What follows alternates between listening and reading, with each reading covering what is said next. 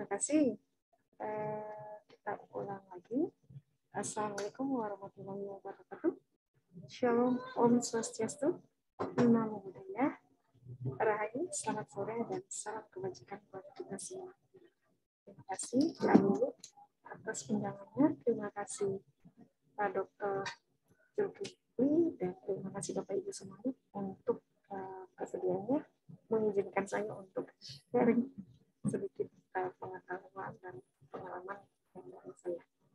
Nah, saat ini saya diminta oleh kami untuk membawa sedikit sharing terkait dengan hukum acara di Mahkamah Konstitusi. Nah, di sini pasti Bapak Ibu semua sudah mengetahui apa sih Mahkamah Konstitusi. Bapak Ibu semua pasti sudah mengenal kewenangan Mahkamah Konstitusi, tapi di sini nanti kita akan memperdalam terkait dengan Mahkamah Konstitusi. Tapi sebelum kita masuk ke Mahkamah Konstitusi, karena Mahkamah Konstitusi bagian dari hukum tata negara kita sedikit mungkin mengulas terkait dengan hukum tata negara. Bapak Ibu pasti sebelumnya sudah mengetahui bahwa sistem ketatanegaraan kita setelah amandemen Undang-Undang Dasar 1945 itu berubah. Dulunya kita mengenal lembaga tertinggi negara, sekarang kita sudah tidak mengenal. Kita mengenal yang namanya lembaga-lembaga negara, lembaga tinggi negara. Jadi kalau kita mempelajari hukum tata negara kita terkait lembaga tinggi negara, kita akan melihat lembaga tinggi negara kita, sistem ketatanegaraan kita itu dikenal dari yang paling tinggi itu Undang-Undang Dasar 1945. Nah, menurut Undang-Undang Dasar 1945, lembaga tinggi negara kita ada yang dibentuk dari undang-undang diatur dalam Undang-Undang Dasar 1945, ada yang diatur di dalam konstitusi kita. Namun ada juga yang tidak diatur. Jadi yang diatur di dalam undang-undang. Kalau kita melihat lembaga-lembaga tinggi negara dalam sistem ketatanegaraan kita menurut Undang-Undang Dasar 1945, ada yang dikenal dengan KPU, ada yang dikenal dengan BPK. Kalau KPU itu masih ada perwakilannya di daerah-daerah. Kalau saya bikin bagiannya sampai ke daerah-daerah terlalu banyak. Jadi saya hanya bikin yang simpelnya aja, yang di pusat mungkin ada yang turunannya sedikit-sedikit. Misalnya di KPU ada yang provinsi, ada yang KPU kabupaten kota, sampai kalau di KPU ada yang dia panwaslu ya, karena dia salah satu badan penyelenggara negara, lembaga penyelenggara pemilihan umum. Setelah itu kita mengenal yang namanya BPK. BPK ini juga ada perwakilan di daerah. Nah, kemudian kita mengenal ada namanya bank sentral. Kemudian ada yang kita kenal dengan presiden. Presiden ini dibantu oleh Kementerian Negara, ada Dewan Pertimbangan, dan ada TNI Polri. Itu semua yang bergerak di bidang eksekutif. Nah, kalau kita melihat presiden, itu ada pemerintah daerah provinsi. Pemerintah provinsi itu ada gubernur, ada DPRD, terus ada pemerintah daerah kabupaten kota, ada bupati, wali kota, nah yang kemudian ada di dalam DPR, MPR, DPD. Itu yang di bidang legislatif. Nah, di bidang yudikatif, kita mengenal yang namanya Mahkamah Konstitusi dan Komisi Yudisial.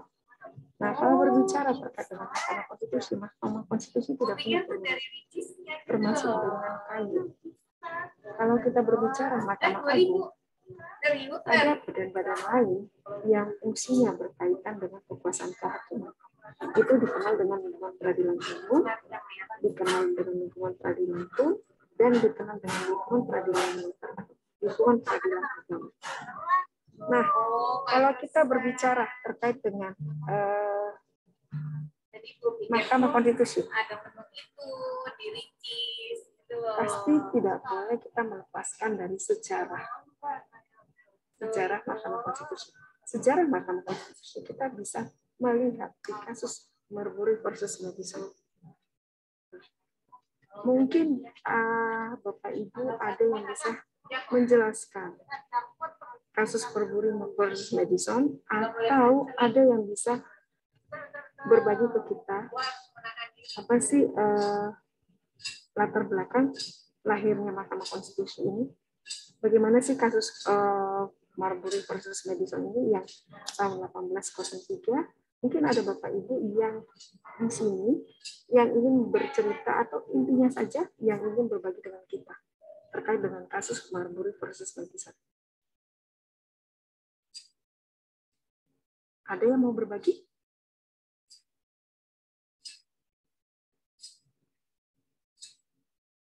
Ada Bapak Ibu yang mau berbagi ke kita terkait kasus Marbury versus Madison? Oke, kalau tidak ada, biar saya ambil alih aja deh. Nah, kalau Bapak Ibu berbicara terkait dengan kasus Marbury versus Madison ini, kita tidak lepas dari inilah yang merupakan cikal bakal terbentuknya judicial review, atau yang kita kenal dengan pengujian undang-undang terhadap Undang-Undang Dasar 1945.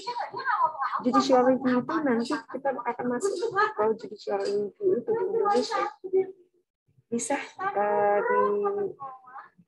bisa menjadi kewenangan Mahkamah Konstitusi, dan ada yang menjadi kewenangan Mahkamah Agung. Tapi untuk itu nanti akan saya jelaskan mungkin satu persatu secara garis besarnya.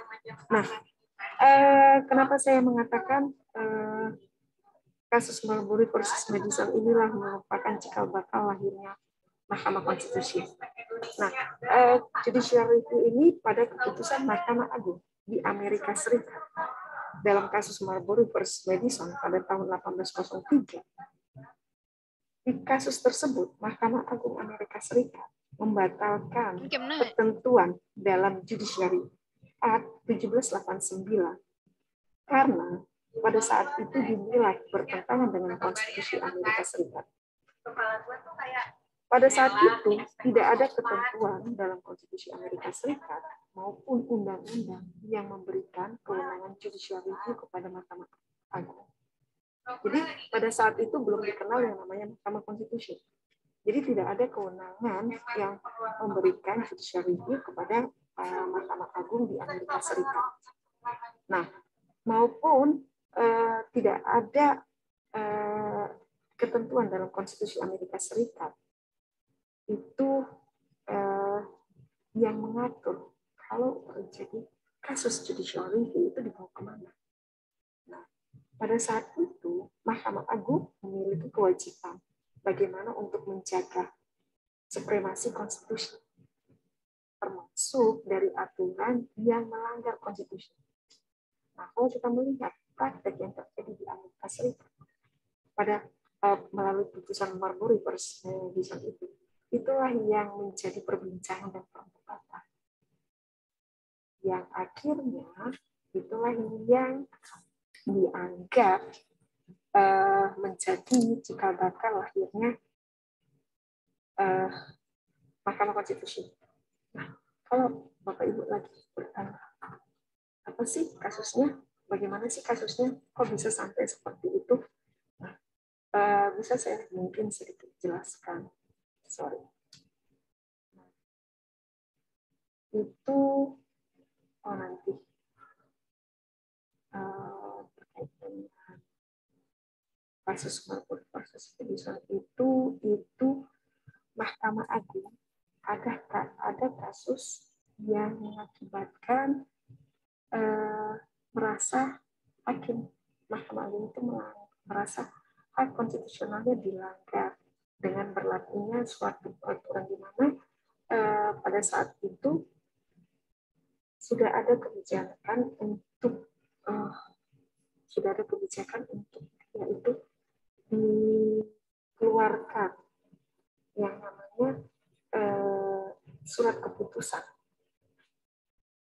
Itu tidak dilaksanakan Nah, sehingga dia merasa bahwa ada pelanggaran, ada hak asasi, ada hak konstitusional yang dijaga tapi tidak dilaksanakan, sehingga dia merasa ini saya harus mempertahankan, harus memperjuangkan hak saya sebagai warga negara. Itulah kalau kita melihat, jadi bagaimana di kasus Marbury versus Madison ini membatalkan ketentuan yang berkaitan dengan pengangkatan hakim. Itu yang kemudian kita kenal kasus Marbury versus Madison. Dan sebenarnya Mahkamah Konstitusi ini lahir juga dari gagasan Han Kelsen, di mana gagasan Han Kelsen ini agar ketentuan konstitusi sebagai hukum tertinggi dapat dijamin pelaksanaan, sehingga diperlukan organ yang menguji apakah suatu produk hukum bertentangan atau tidak bertentangan dengan konstitusi. Nah, Han Kelsen ini lahir atau merupakan warga negara Austria, dan konstitusi Austria itu terbentuk pada tahun 1920 yang membentuk yang kita kenal dengan Verfassung Gerichtshof. Selain itu di Indonesia sebenarnya kalau kita melihat secara pembentukan Mahkamah Konstitusi itu sebenarnya sudah dikenal pada zaman Muhammad Yamin. Dari dalam BPUPKI mengusulkan, saat itu belum dikenal yang namanya Mahkamah Konstitusi, dikenal Balai Agung, yang saat ini dikenal dengan Mahkamah Agung, diberi wewenang untuk membanding undang-undang. Jadi dulu penyebutannya membanding.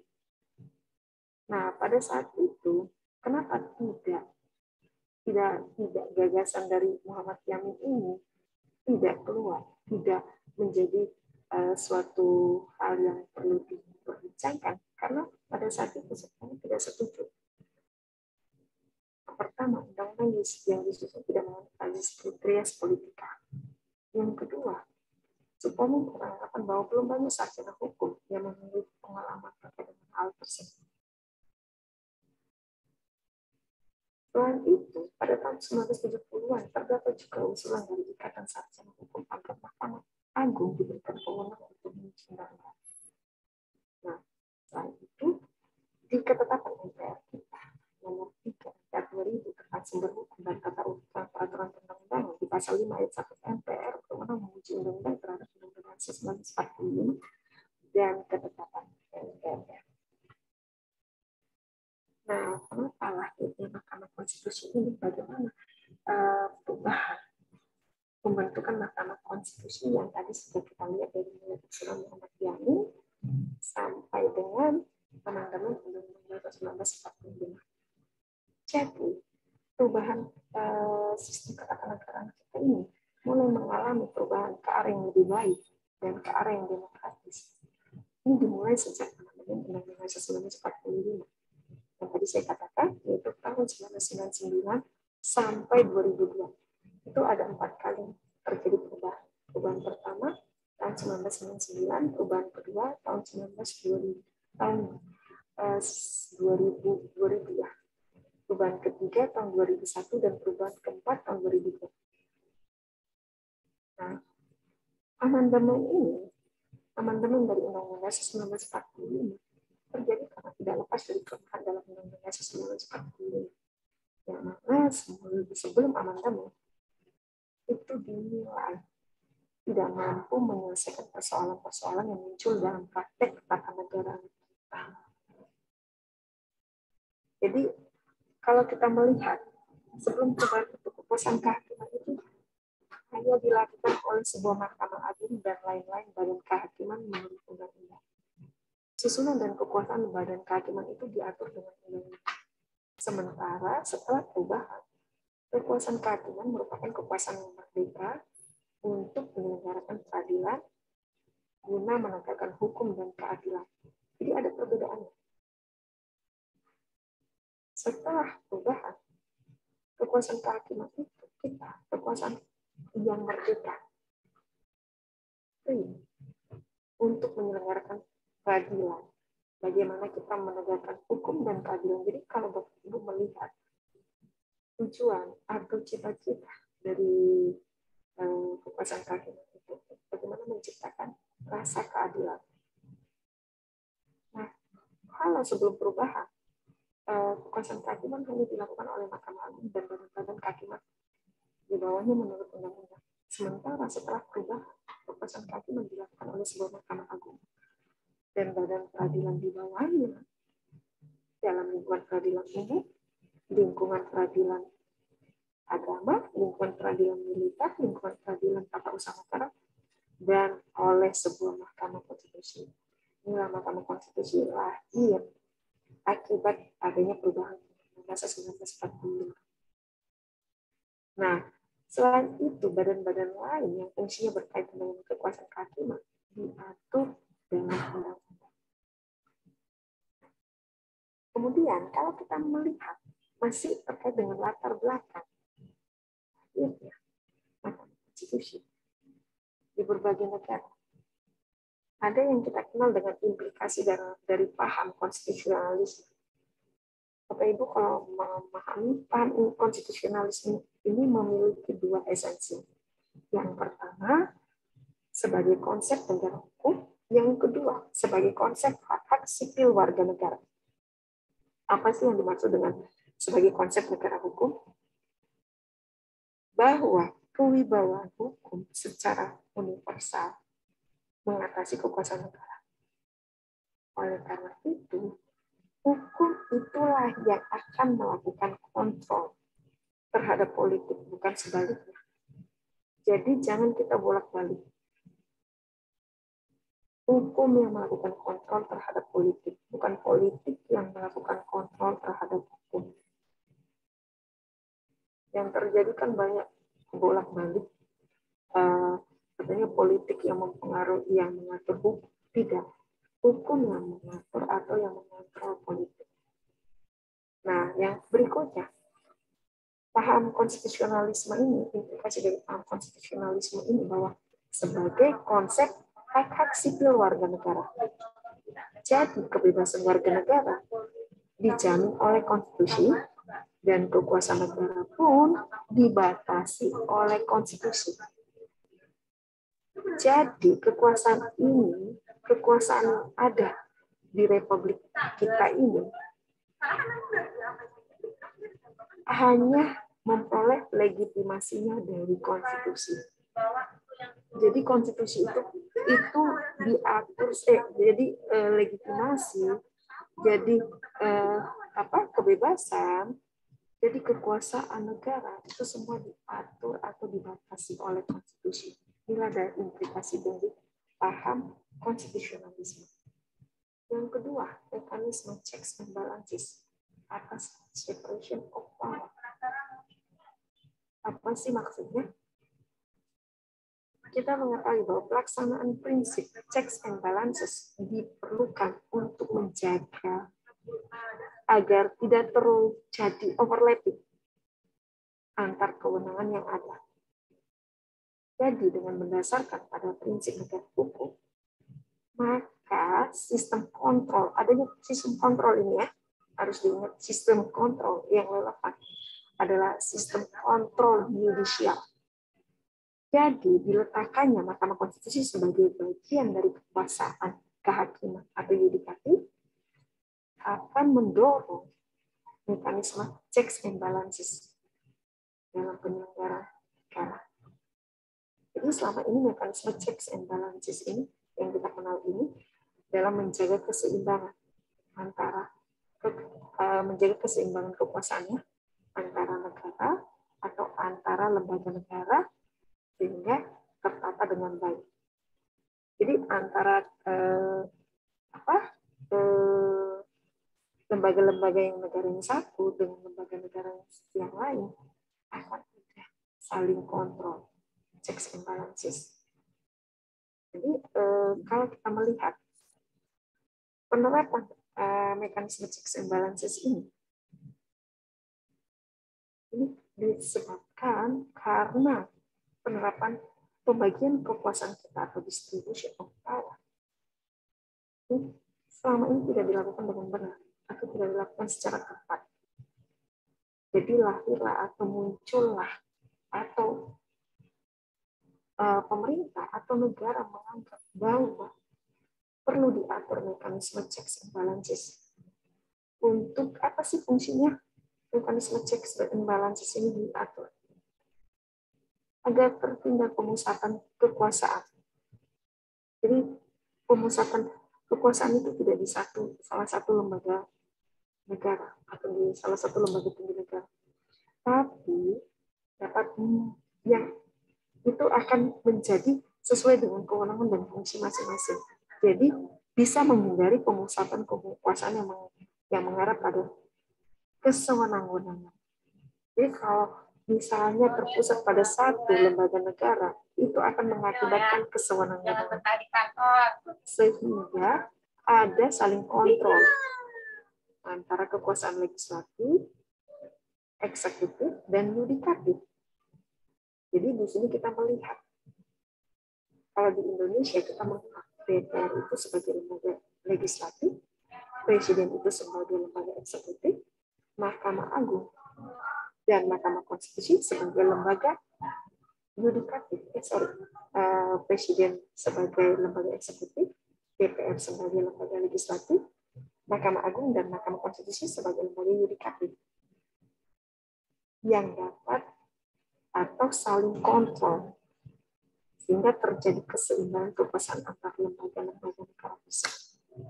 Nah, teori pembagian kekuasaan inilah yang dikenal dengan teori Montesquieu. Kalau Bapak Ibu pasti sudah biasa mendengar teori Montesquieu ya, yang kita kenal dengan pembagian kekuasaan. Nah, yang berikutnya, Bapak Ibu bisa melihat latar belakangnya, salah satunya penyelenggaraan pemerintahan yang bersih atau clean government. Nah, Mahkamah Konstitusi merupakan kekuasaan yang dapat ditempatkan untuk melakukan kontrol terhadap akuntabilitas pejabat publik dalam melakukan tugas dan fungsinya agar tetap dapat berpijak pada moralitas dan kepentingan warga negara. Jadi Mahkamah Konstitusi inilah yang merupakan kontrol bagaimana menghasilkan pemerintahan yang bersih atau clean government. Nah, yang berikutnya, Mahkamah Konstitusi hadir sebagai pemberi perlindungan terhadap hak asasi manusia. Karena Bapak Ibu, kita mengetahui bahwa Mahkamah Konstitusi merupakan salah satu cabang kekuasaan negara yang tugasnya menjaga agar penyelenggaraan negara itu tetap berpijak pada prinsip demokrasi dan saling menghormati serta melindungi hak asasi manusia. Jadi Mahkamah Konstitusi itu sebagai wujud nyata dari fakta bahwa diperlukannya keseimbangan dan kontrol antar lembaga negara yang selanjutnya menegaskan bahwa prinsip negara hukum itu adalah dan perlindungan itu adalah prinsip negara hukum adalah memberikan perlindungan hak asasi atau hak konstitusional yang dijamin di dalam konstitusi kita atau yang dijamin di dalam undang-undang dasar kita. Karena itulah pembentukan Mahkamah Konstitusi ini dimaksudkan untuk menjaga, memperkuat dasar-dasar konstitusionalisme dan menyelesaikan sengketa yang menyangkut sistem ketatanegaraan yang demokratis dalam rangka bagaimana mekanisme pemisahan kekuasaan atau separation of power itu terbentuk. Jadi Mahkamah Konstitusi ini dimaksudkan sebagai salah satu sarana penyelesaian beberapa masalah yang terjadi dalam praktik ketatanegaraan yang sebenarnya tidak ada diatur atau tidak ada ditentukan. Karena itulah kita harus memahami bahwa pelaksanaan prinsip kedaulatan rakyat itu telah terjadi pergeseran sistem kekuasaan yang tadinya berdasarkan pembagian kekuasaan atau distribution of power pada sistem yang berlandaskan pemisahan kekuasaan atau separation of power. Sehingga tercipta supremasi hukum dan penegakan hukum bagi suatu negara yang memilih sebagai negara hukum. Atau kita kenal, Bapak Ibu pasti mengenal negara hukum itu Rechtsstaat atau rule of law, atau apapun istilahnya lah, terserah Bapak Ibu. Merupakan harga mati yang tidak boleh ditawar-menawar. Jadi, sejak semula bangsa ini, bangsa Indonesia ya, ini telah memilih, telah mendirikan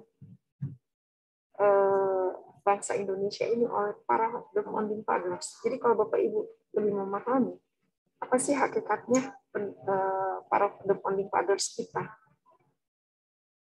memilih menjadi negara hukum, menjadikan negara Indonesia menjadi negara hukum, konsekuensinya hukum yang harus menjadi fondasi dalam tatanan kehidupan kenegaraan, pemerintahan, dan kemasyarakatan. Tapi tidak berhenti sampai di situ saja, atau tidak hanya di situ saja. Itu berkelanjutan dengan pembangunan elemen-elemen hukum dan peraturan perundang-undangan yang menjadi atau yang sebagai bangunan hukum yang dapat menaungi kepentingan segenap elemen bangsa, dan yang bagaimana sehingga terjadinya tercipta penegakan hukum yang akan menciptakan suasana yang kondusif dan bagaimana memulihkan negara kita dari gangguan-gangguan yang timbul.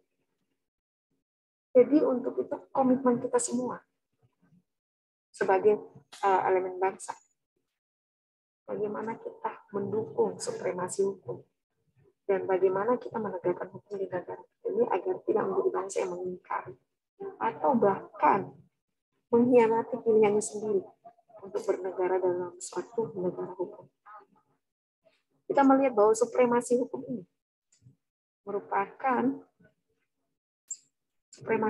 kita melihat merupakan suatu upaya untuk memberikan bagaimana terciptanya keadilan.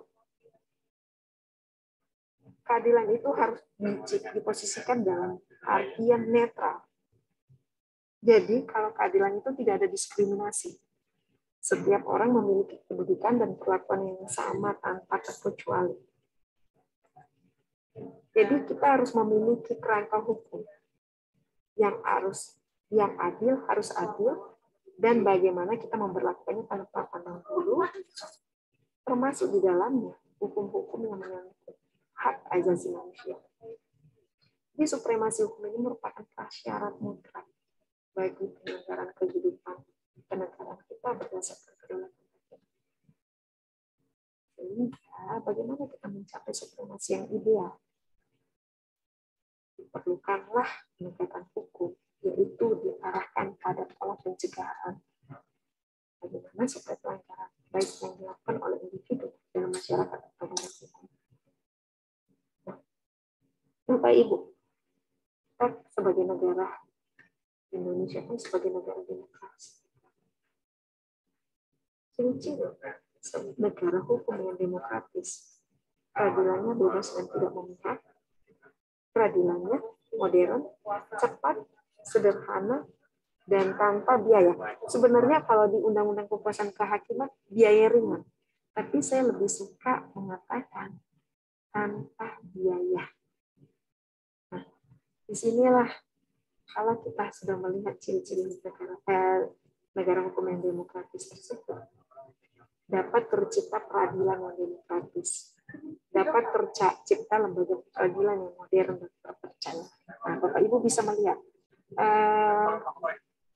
bagaimana Mahkamah Konstitusi ini saat ini ya, Bapak Ibu bisa melihat bahwa administrasi perkara dan sistem teknologi informasinya itu sudah administrasi perkara dan sistem teknologi informasi di Mahkamah Konstitusi itu masyarakat sudah bisa mengakses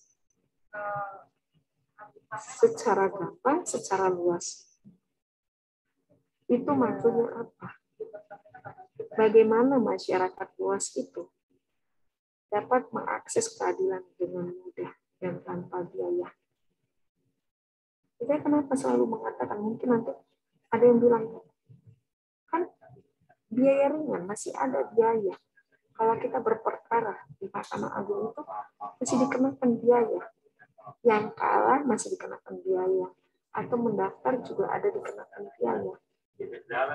Kalau di Mahkamah Konstitusi kita prinsipnya bahwa tanpa biaya karena berperkara di Mahkamah Konstitusi ₹0 dalam arti ya Bapak Ibu pada saat mau mengajukan judicial review atau berperkara terkait dengan kewenangan Mahkamah Konstitusi, mulai dari Bapak Ibu datang konsultasi sampai mengajukan permohonan sampai diputus itu tidak dikenakan biaya, kecuali saat ini kan persidangan kita dilaksanakan secara online.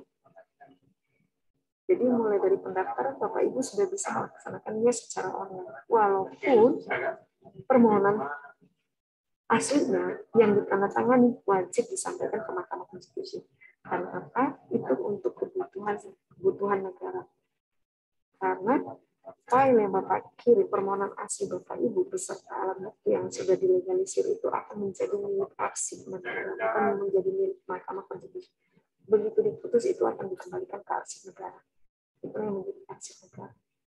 Nah, terus kenapa saya katakan di Mahkamah Konstitusi dalam perkara ujian undang-undang itu tidak ada pihak yang menang, tidak ada pihak yang kalah, karena tidak ada pihak yang saling berhadapan. Jadi kenapa saya selalu katakan biaya karena atau tanpa biaya karena apa? Tapi kan pada saat kita mengajukan judicial review atau berperkara ke Mahkamah Konstitusi, kita kan harus menggandakan. Sekarang berperkara di Mahkamah Konstitusi tidak digandakan, hanya cukup Bapak Ibu mengajukan satu rangkap asli. Sisanya Bapak Ibu bisa kirim misalnya Bapak Ibu di mana saja melalui software atau by email atau melalui email ya biar ada tanda terimanya. Nah, terus kalau misalnya kalau kami datang ke Jakarta kan konsultasi atau masukkan perkara ada biaya, itu kan karena kepentingan Bapak Ibu, tidak untuk Mahkamah Konstitusi. Terus kenapa bisa di Mahkamah Konstitusi itu gratis, kenapa di Mahkamah Agung itu tidak? Karena kan segala sesuatu yang anggaran yang digunakan oleh Mahkamah Konstitusi ya dibayar negara. Ada APBN, dan APBN itu kan berasal dari uang rakyat. Jadi itu yang saya selalu katakan di Mahkamah Konstitusi itu tanpa biaya. Nah, kenapa dikatakan terpercaya? Bagaimana menjaga integritas dan perilaku hakim harus berintegritas, independensi, serta keteguhan para hakim dalam menjaga moral dan janji yang telah diterapkan dalam menjalankan tugas-tugas konstitusionalnya. Seorang hakim konstitusi, kalau Bapak Ibu melihat syarat-syarat untuk menjadi hakim konstitusi itu, satu, sudah harus selesai dengan keduniawian. Dia sudah tidak memikirkan masalah dunia. Yang kedua, negarawan dalam arti dia sudah tidak ada kepentingan lagi. Walaupun Bapak Ibu kalau melihat nanti, saya nggak tahu di kuliah sekarang atau nanti kita syarat-syarat untuk menjadi hakim konstitusi itu ada. Nah, salah satunya negarawan. Nah, yang berikutnya, kalau kita kembali lagi melihat, Bapak Ibu bisa melihat di dasar-dasar hukum itu kita diatur. Mahkamah Konstitusi itu kan tadi saya mengatakan lembaga negara itu ada yang dibentuk berdasar dan diatur di dalam konstitusi, ada yang diatur di dalam undang-undang. Mahkamah Konstitusi diatur di dalam konstitusi atau Undang-Undang Dasar 1945 di pasal 24C. Di pasal 24 sama 24C terkait dengan kewenangannya. Nah, diatur juga di dalam Undang-Undang Mahkamah Konstitusi yang sudah beberapa kali terjadinya perubahan, terakhir dengan Undang-Undang Nomor 7 Tahun 2020, dan juga diatur di dalam itu ada kalau nggak salah di pasal 10 ya terkait dengan kewenangan mahkamah, dan diatur juga di dalam Undang-Undang Kekuasaan Kehakiman. Nah, Bapak Ibu melihat kalau kita berbicara Mahkamah Konstitusi merupakan kekuasaan kehakiman. Mohon maaf ya, saya tidak bisa karena ini saya kan nggak bisa melihat gambar Bapak Ibu. Kalau saya buka gambar Bapak Ibu kan nanti nggak kelihatan yang namanya slide saya. Nah, kalau Bapak Ibu ingin bertanya bisa ini ya, open sound ya. Jadi langsung bicara ya. Saya izin bertanya, Ibu, boleh? Oh, oke. Belum masuk kewenangan, boleh. Silakan. Tapi kalau bertanya setelah kewenangan juga nggak apa-apa. Silakan. Dengan Pak Nur Aini ya. Silakan Pak Nur Aini.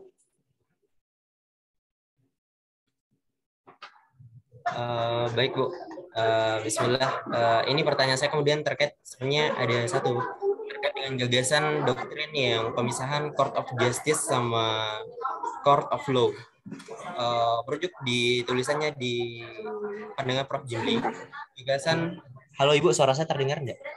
Kedengeran, cuman saya kekencangan, makanya saya tutup dulu. Silakan. Ini gagasan terkait dengan Court of Justice sama Court of Law. Kalau kemudian dari artikelnya Prof. Jimli mengedegaskan bahwa gagasan terkait dengan Court of Justice adalah lapangan daripada Mahkamah Agung. Gagasan kemudian terkait dengan Court of Law adalah lapangan dari Mahkamah Konstitusi. Mengapa kemudian ini dipisahkan? Tarik lagi dari pandangan Hans Kelsen terkait dengan teori umum tentang teori umum tentang hukum dan negara, bahwa gagasan ini kemudian lahir atas dasar implikasi terkait dengan gagasan Stapan Bau teori daripada Hans Kelsen terkait dengan norma hukum berjenjang. Artinya kemudian ia tidak terpisahkan. Ini pun kemudian didukung sama apa yang dikatakan Adolf Mekel terkait dengan hukum memiliki dua wajah. Nah, fakta yang terjadi saat ini bahwa peraturan perundang-undangan di bawah undang-undang diuji kepada MA terhadap undang-undang, sedangkan undang-undang diuji terhadap undang-undang dasar. Artinya ada pemisahan peraturan. Ketika kemudian diskusi juga jadi akan ada kemungkinan potensial bahwa ketika kemudian diuji di Mahkamah Agung, ternyata kemudian peraturan pemerintah di bawah undang-undang terhadap undang-undang dikatakan kemudian ia inkonstitusional atas dasar pengujiannya di undang-undang. Tapi kemudian undang-undang ini diuji ke MK dan ternyata undang-undang menjadi batu uji di MA ini ia inkonstitusional, Bu. Nah, bagaimana kemudian itu yang terkait dengan yang ini, Bu, terkait dengan harusnya ada disatukan saja, kenapa tidak di Mahkamah Konstitusi saja untuk terkait dengan pengujian peraturan perundang-undangan. Sama yang kedua, Bu, terkait dengan mengapa kemudian Mahkamah Agung dikecualikan dalam terkait dengan sengketa lembaga negara untuk di Mahkamah Konstitusi. Itu di Undang-Undang MK kemudian diatur hal tersebut. Padahal kan kemudian sudah ada fakta terjadi sengketa lembaga negara antara BPK dan Mahkamah Agung terkait dengan hasil audit terhadap lembaga Mahkamah Agung. Namun atas dasar kemudian Mahkamah Agung tidak dapat diberikan atau kemudian bersengketa di Mahkamah Konstitusi, ia kemudian tidak dapat diadili di Mahkamah Konstitusi terkait dengan sengketa kewenangan antara BPK dan MA. Alhasil kemudian kalau dari Jimli kemudian terkait dengan arbitrase konstitusional gagasannya. Nah, kemudian tadi pagi juga terkait dengan asas peradilan negara, bahwa yang diakui kemudian terkait dengan peradilan negara adalah lembaga negara atau peradilan yang diatur dalam Undang-Undang Kekuasaan Kehakiman. Jadi itu dia, Bu. Bagaimana kemudian pandangannya MK sebenarnya ini pemisahan Court of Justice sama Court of Law, yang kemudian MK hanya fokus saja terkait dengan pengujian peraturan perundang-undangan. MA fokus saja terkait dengan Court of Justice-nya. Sama terkait dengan MA tadi, harusnya ia kemudian berangkat dan dapat kemudian terkait dengan perselisihan sengketa lembaga negara di Mahkamah Konstitusi. Terima kasih, Bu. Terima kasih Pak Nur Aini. Oke. Kayaknya di sekitarnya sangat berisik ya. Jadi saya berusaha untuk menangkap. Saya ini ya, random ya. Maksudnya jawab semua. Nggak ada yang mau menambahkan ya, satu-satu ya. Kecuali mau menjawab pertanyaan dari Pak Nur Aini, silakan. Nah, tadi Pak Nur Aini itu menanyakan kenapa terkait dengan judicial review atau kewenangan Mahkamah Konstitusi. Baik, kalau ada yang berbeda nanti silahkan dikomentari lagi ya, Pak Nur Aini ya. Kenapa tidak baik terkait dengan yang menjadi kewenangan dari Mahkamah Konstitusi atau Mahkamah Agung? Kalau Mahkamah Konstitusi itu tadi yang saya katakan, yang batu ujinya pengujian undang-undang terhadap Undang-Undang Dasar 1945. Jadi undang-undang yang menjadi objeknya baik yang sebelum Mahkamah Konstitusi berdiri lahir maupun undang-undang yang setelah Mahkamah Konstitusi lahir, walaupun dulunya tidak. Dengan salah satu putusan Mahkamah Konstitusi, jadi diatur bahwa yang menjadi objeknya bisa undang-undang sebelum Mahkamah Konstitusi lahir. Tapi batu ujinya undang-undang dasar. Dan dibalik lagi, ada lagi pergeseran atau perubahan sistem ketatanegaraan kita atau perkembangan sistem ketatanegaraan kita tidak hanya undang-undang. Jadi itu menjadi pertanyaan saya juga buat Bapak Ibu. Nah yang berikutnya, Mahkamah Agung yang menjadi kewenangannya dalam hal judicial review apa saja? Itu adalah pengujian peraturan perundang-undangan. Jadi objeknya peraturan perundang-undangan di bawah undang-undang. Dapat ya, misalnya peraturan pemerintah, peraturan presiden, peraturan kepala daerah, peraturan daerah itu di bawah undang-undang. Jadi batu ujinya itu undang-undang, bukan undang-undang dasar 1945. Terus tadi pertanyaan dari Pak Nur Aini lagi, kenapa tidak disatukan? Nah, kita tanya lagi kepada pemerintah, kenapa tidak disatukan? Karena tulisan Pak Nur Aini dan Bapak Ibu semua lah teman-teman, atau bisa diajukan pendapat, kenapa tidak disatukan? Itu sudah perintah dari undang-undang kita, sudah peraturan pemerintah kita, kan tidak bisa langsung Mahkamah Konstitusi mengambil alih. Dan itu banyak juga tulisan-tulisan yang mempermasalahkan hal tersebut. Karena pada saat Bapak Ibu kalau membaca di undang-undang dasar, di undang-undang Mahkamah Konstitusi, pada saat ada pengujian, tadi Pak Nur Aini sebenarnya kurang jelas dalam artian, tapi saya bisa menangkap kalau ada terjadi misalnya sengketa judicial review di Mahkamah Agung yang jadi batu ujinya sedang diuji di Mahkamah Konstitusi, sementara sudah diputus di Mahkamah Agung. Kenapa? Gimana? Kan itu berarti sudah tidak berlaku, sementara di Mahkamah Konstitusi itu tidak inkonstitusional atau konstitusional, jadi tidak bertentangan. Jadi ini kan yang digunakan di putusan Mahkamah Konstitusi. Pasti seperti itu. Ya.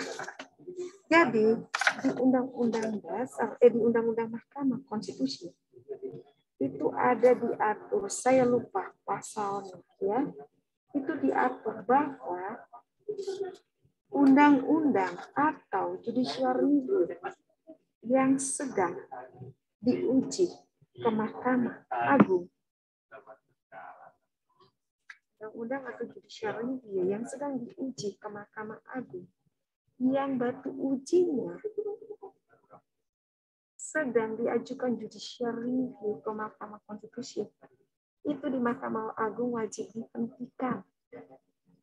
Jadi tidak bisa diteruskan sampai adanya putusan Mahkamah Konstitusi. Itu ada di dalam undang-undang. Saya kasih lupa pasal berapa, nanti bisa Bapak Ibu melihat. Saya lupa, tapi nanti daripada saya melihat mencari-cari.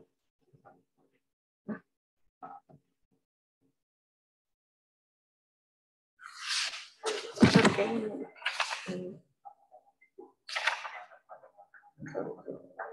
Lupa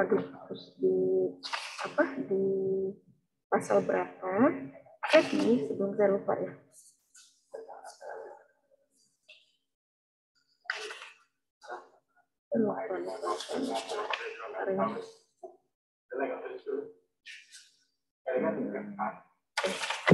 Di pasal 55 itu ada diatur pengujian peraturan perundang-undangan di bawah undang-undang yang sedang dilakukan oleh Mahkamah Agung wajib dihentikan apabila undang-undang yang menjadi dasar pengujian peraturan tersebut sedang dalam proses pengujian Mahkamah Konstitusi sampai ada putusan Mahkamah Konstitusi.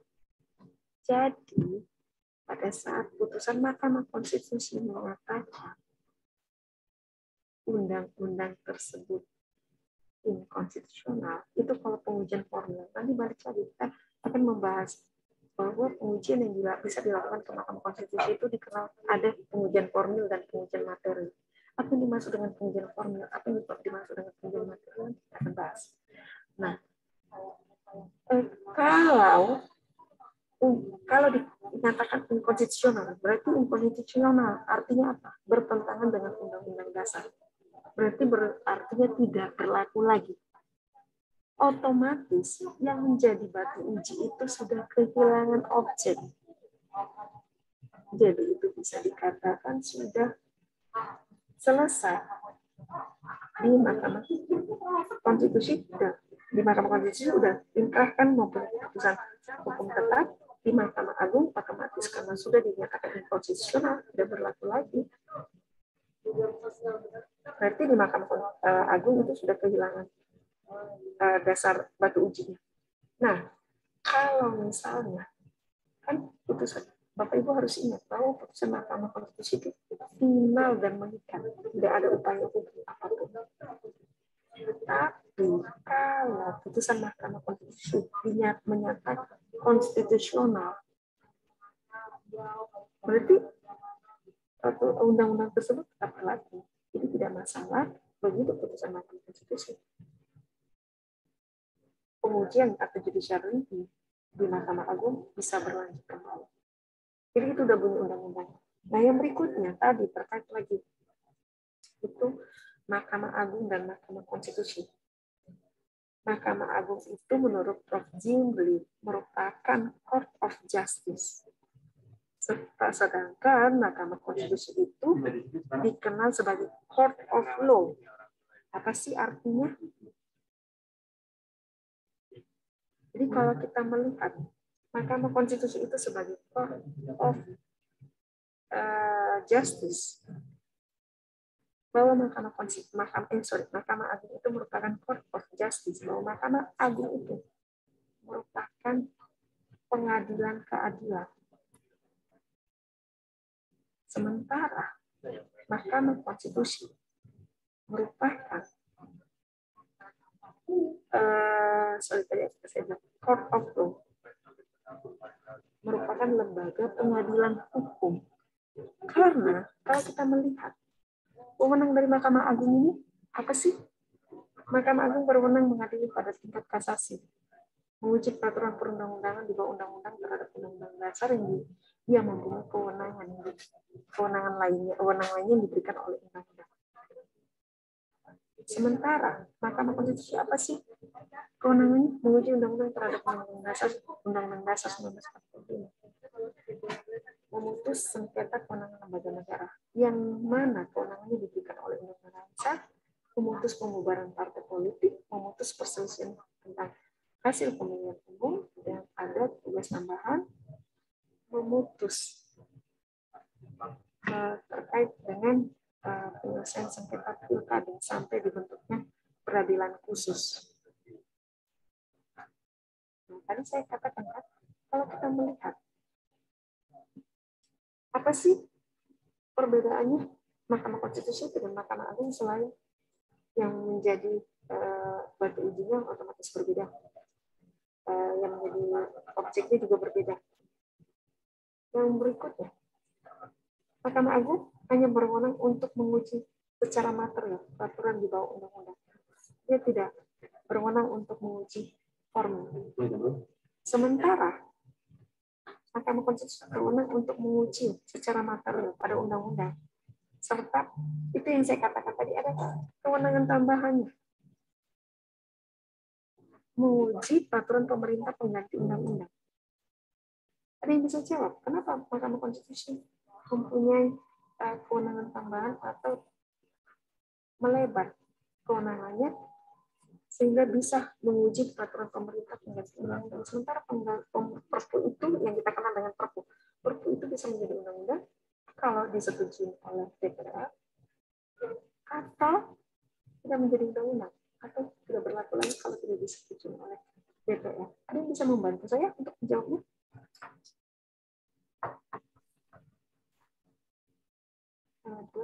Ada.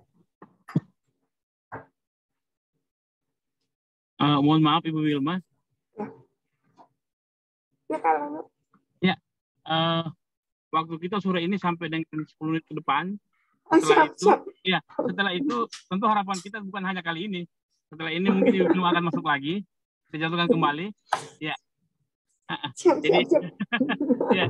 Jadi mohon kiranya untuk menyelesaikan karena pasti ada banyak pertanyaan dan saya kira itu akan jadi masukan yang paling bagus buat yang lain ya. Setelah itu kita lanjut lagi ke materi selanjutnya pada saat waktunya nanti. Ya Ibu ya. Saya selesaikan dulu ya pertanyaan dari Bu. Ya. Oh, itu cuma satu lagi. Nanti saya ingin. Memang asik sih. Saya terlalu singkat sih. Tadi SKLN ya. Sengketa kewenangan lembaga negara. Ini kan terdapat perselisihan yang berkaitan dengan pelaksanaan kewenangan antara dua atau lebih lembaga negara. Kalau Bapak lihat, yang menjadi kewenangan untuk memutus SKL ini kan di Mahkamah Konstitusi. Bapak Ibu harus melihat, Pak Nur Aini harus melihat apa yang menjadi syarat lembaga negara yang berdata yang dapat bersengketa di Mahkamah Konstitusi. Satu, lihat subjek pemilitisnya. Lembaga negara yang menjadi pemohon harus disebutkan baik secara eksplisit maupun implisit dalam Undang-Undang 1945 harus disebutkan. Objek pemilitisnya. Apa yang menjadi objek pemilitisnya? Kewenangan lembaga negara pemohon harus merupakan kewenangan yang diberikan oleh Undang-Undang Dasar 1945. Jadi, Bapak Ibu bisa melihat bahwa lembaga negara yang mendapat menjadi pemohon atau termohon di Mahkamah Konstitusi ada DPR, DPD, MPR, Presiden, BPK, Pemda, atau lembaga negara lainnya yang kewenangannya diberikan oleh Undang-Undang Dasar 1945 masuk Mahkamah Agung karena diatur secara eksplisit di dalam Undang-Undang Dasar 1945. Tapi daripada aku dimarahin, kita cukupkan Pak Nur Aini, nanti aku dimarahin Kak Lulu lagi, saya lanjut lagi sampai 10 menit ke depan, sedapatnya Kak Lulu ya. Boleh Kak Lulu? Oke, daripada saya dimarahin lagi, saya nggak mau. Nanti saya nggak diundang lagi. Ya, silakan. Oke. Ya. Saya mungkin kewenangan dan kewajiban Mahkamah Konstitusi. Kewenangan Mahkamah Konstitusi. 81 kewenangan Mahkamah Konstitusi. Mahkamah Konstitusi berwenang mengadili pada tingkat pertama dan terakhir yang putusannya bersifat final untuk menguji undang-undang terhadap Undang-Undang Dasar 1945 yang kita kenal dengan judicial review. Yang kedua, memutus sengketa kewenangan lembaga negara yang kewenangannya diberikan oleh Undang-Undang Dasar 1945, memutus pembubaran partai politik, memutus perselisihan tentang hasil pemilu. Yang kelima, wajib memberikan putusan atas pendapat DPR mengenai pelanggaran oleh Presiden dan atau Wakil Presiden menurut Undang-Undang Dasar 1945. Nah, yang berikutnya, di samping kewenangan di atas, Mahkamah Konstitusi juga memiliki kewenangan tambahan, yaitu memutus perselisihan penetapan perolehan suara tahap akhir hasil pemilihan gubernur, bupati, dan wali kota. Ini yang kita kenal dengan penyelesaian sengketa pemilihan kepala daerah. Nah, yang berikutnya, kita mengenal kewenangan tambahan. Kewenangan tambahan itu menurut putusan Mahkamah Konstitusi nomor 97 terkait dengan pengujian materi pasal 236C Undang-Undang Nomor 12 Tahun 2008. Mahkamah Konstitusi, ya tadi sudah saya bilang ya, terkait dengan memutus perselisihan hasil pemilihan kepala daerah kita lewatkan, dan yang sekarang saya lupa ya di putusan nomor berapa, Mahkamah Konstitusi berwenang untuk memutus terkait dengan pengujian bukan hanya undang-undang tapi peraturan pemerintah pengganti undang-undang. Kenapa menjadi kewenangan Konstitusi? Itu sebenarnya Bapak Ibu bisa sebenarnya langsung mengacu ke sana. Karena yang pertama, undang-undang peraturan pemerintah pengganti undang-undang baik disetujui oleh DPR maupun tidak disetujui oleh DPR, itu pasti akan menghasilkan suatu undang-undang. Bapak Ibu pasti ingat pelajaran tentang pembentukan peraturan perundang-undangan. Di situ jelas dikatakan bahwa saya lupa, kalau Bapak Ibu semester berapa, Perpu itu atas inisiatif oleh Presiden atau pemerintah yang membutuhkan persetujuan dari DPR. Pada saat tidak disetujui oleh DPR, otomatis tidak berlaku. Nah, untuk menyatakan tidak berlaku, harus dihasilkan, harus dikeluarkan undang-undang yang menyatakan tidak berlaku. Begitu juga pada saat Perpu tersebut disetujui oleh DPR, itu menjadi undang-undang. Jadi, disetujui atau tidak disetujui DPR, itu akan menjadi undang-undang. Itu ada di dalam salah satu keputusan Mahkamah Konstitusi, tapi saya lupa. Nah, yang berikutnya, saya cepat ya. Fungsi, kalau kita berbicara terkait dengan fungsi Mahkamah Konstitusi, itu fungsi Mahkamah Konstitusi ada yang kita kenal sebagai the guardian of the Constitution atau pengawal konstitusi. Bagaimana tugasnya untuk menjaga terselenggaranya pemerintahan negara yang stabil. Yang kedua, kita bisa melihat the guardian of demokrasi. Bagaimana Mahkamah Konstitusi hadir sebagai pengawal demokrasi. Ini mungkin yang terakhir ya Kak Lulu, yang pada mau sholat ya. Yang ketiga, Mahkamah Konstitusi itu sebagai the protector of human rights. Bagaimana Mahkamah Konstitusi ini hadir sebagai penjaga dari pelindung hak asasi manusia. Yang berikutnya, Mahkamah Konstitusi ini sebagai pengawal the guardian of state ideologi. Bagaimana Mahkamah Konstitusi ini hadir untuk menjaga ideologi negara kita, yaitu Pancasila. Yang berikutnya, bagaimana Mahkamah Konstitusi ini hadir sebagai the protector of the citizen constitutional right. Bagaimana Mahkamah Konstitusi ini hadir sebagai pelindung hak konstitusi warga negara. Dan bagaimana Mahkamah Konstitusi ini hadir sebagai the final interpreter of the Constitution. Di mana Mahkamah Konstitusi ini hadir sebagai penafsir tunggal konstitusi. Jadi, kalau kita melihat dalam konstruksi ketatanegaraan kita, Mahkamah Konstitusi ini konstruksikan sebagai pengawal konstitusi yang berfungsi bagaimana menegakkan keadilan konstitusional di tengah kehidupan masyarakat. Mahkamah Konstitusi ini bertugas bagaimana mendorong dan menjamin agar konstitusi dihormati dan dilaksanakan oleh semua komponen negara secara konsisten dan bertanggung jawab. Jadi, kita juga melihat bahwa di tengah kelemahan sistem konstitusi kita ini, saat ini kan pasti kita melihat ada aja, baik yang masalah agama, masalah ras, dan sebagainya. Mahkamah Konstitusi inilah yang hadir. Termasuk pada saat Mahkamah Konstitusi hadir sebagai penafsir tunggal peraturan pemerintah kita, undang-undang. Ini maksudnya agar semangat konstitusi selalu hidup dan mewarnai keberlangsungan bagaimana kita bernegara dan bermasyarakat.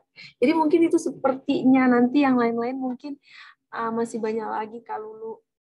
Nanti daripada saya tanggung, terus Kak Lulu terus marah-marah sama saya, tidak mengundang saya lagi, terus mau pada sholat. Jadi saya kembalikan ke Kak Lulu. Terima kasih Kak Lulu. Iya, terima kasih Bu Wilma. Ya, saya kira ini bukan pertemuan terakhir, ini pertemuan pertama dan awal dari segala-galanya. Ya, saya kira selanjutnya kalau kita akan saya jadi kagok loh untuk hadir. Ya, saya kagok loh, kan udah lama sekali saya nggak hadir di Ya, jadi kita akan minta kembali Ibu Wilma hadir di pertemuan selanjutnya. Kapan misalnya beliau? Yang jelas di hari Selasa jam 5 gitu. Kita jadwalkan kembali. Dan Kepala Seluruh Mahasiswa diharap untuk bisa mencatat dengan baik, dan sewaktu-waktu saya akan meminta umpan balik dengan saudara-saudara sekalian lalu sebagai evaluasi. Saya kira itu demikian pertemuan kita, dan sekali lagi terima kasih kepada Ibu Wilma. Alhamdulillahirrahmanirrahim. Assalamualaikum warahmatullahi wabarakatuh. Waalaikumsalam warahmatullahi wabarakatuh. Terima kasih. Terima kasih.